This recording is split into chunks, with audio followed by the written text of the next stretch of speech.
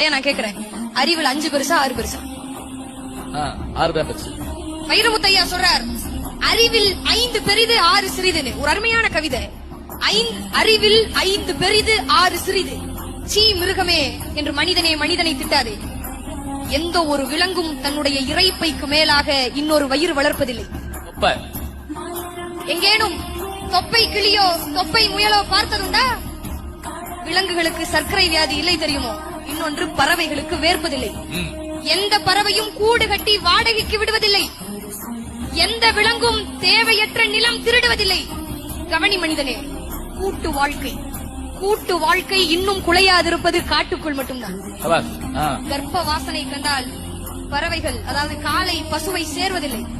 எந்த ஒரு விலங்கும் கர்ப்ப வாசனை கண்டா காளை வந்து பசுவை சேர்றது கிடையாது.